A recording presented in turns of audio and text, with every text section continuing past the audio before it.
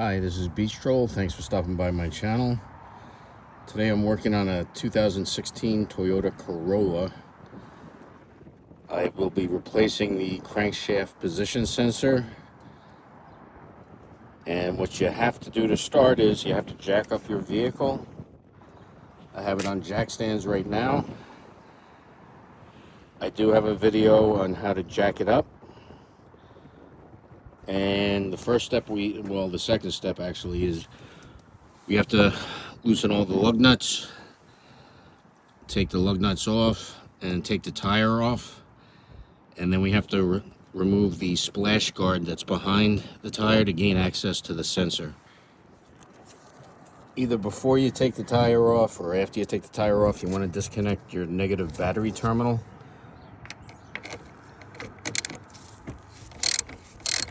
Anytime you're doing something with electrical on your vehicle, you want to disconnect this.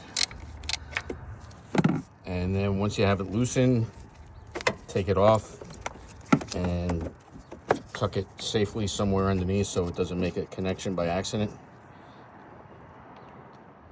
Okay, actually I don't think I'm going to have to remove any splash guard. I'm laying down next to the front passenger tire that we just took off.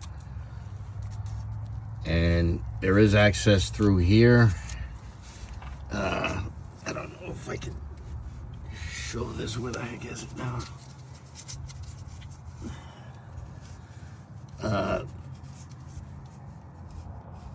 This is where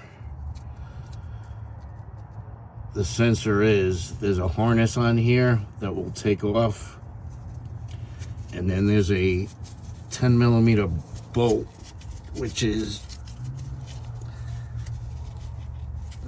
like right on top. It's hard to get my hand in here with the camera. Maybe you can see it better from here, sorry. Let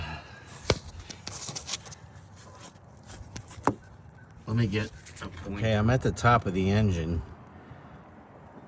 As you can see on the passenger side, if you take the vehicle cover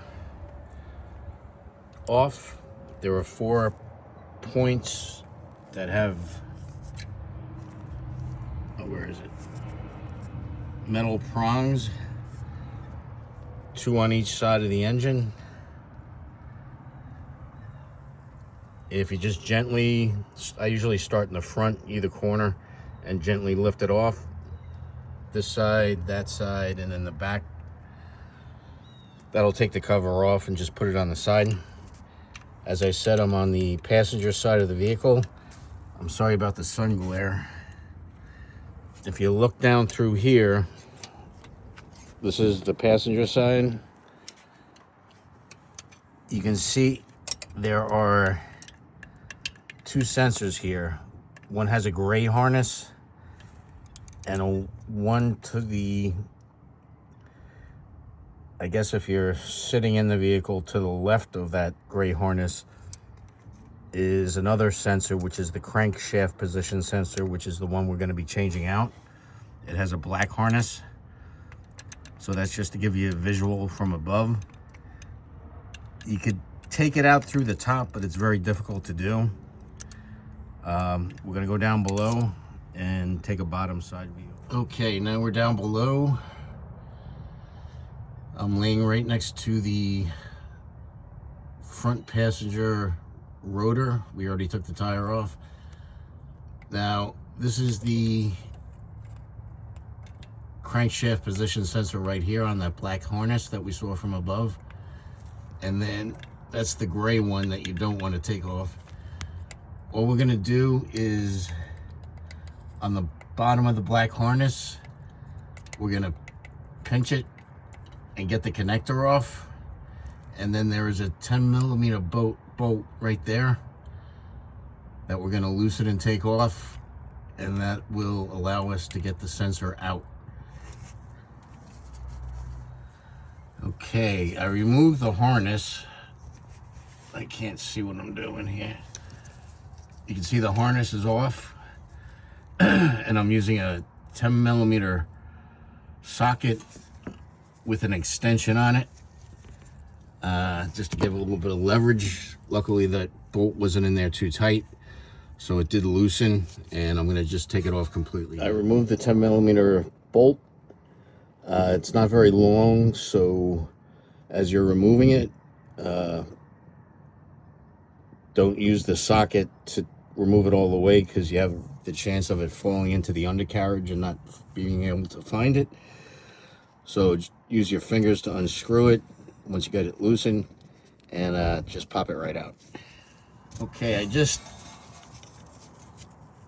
turned the sensor back and forth, left and right, and pulled, and it surprisingly came out relatively easy.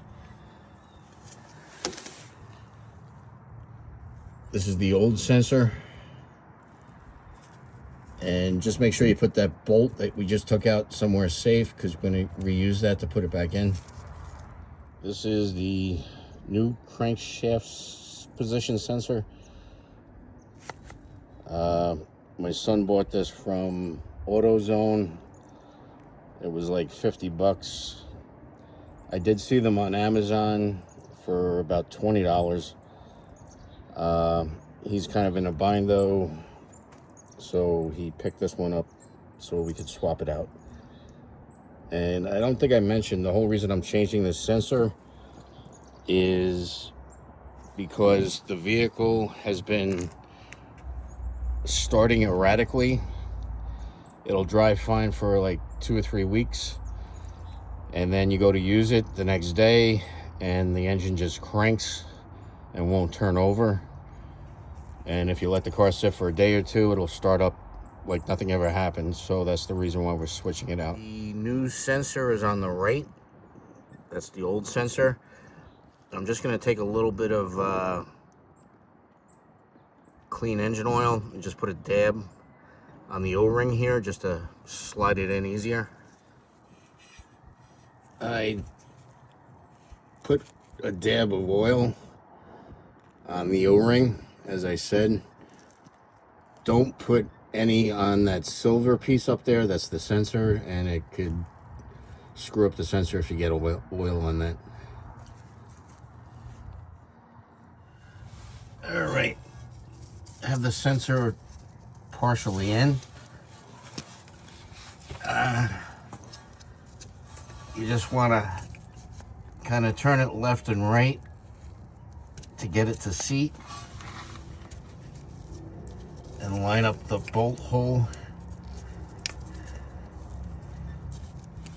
Okay, I have the bolt placed back in. It's not tightened at all. What I'm going to use is my extension and my 10mm socket and finger tighten it. When I took the bolt out, it wasn't very tight, so I'm just gonna make it snug, and that's basically it.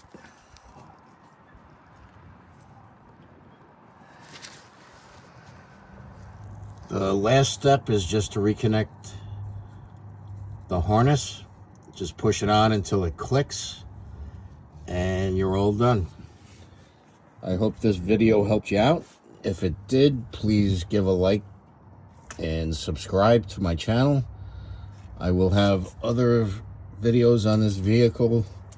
As I said, it's a 2016 Toyota Corolla, on changing spark plugs and cleaning the throttle body. So thanks so much for watching. Have a great day.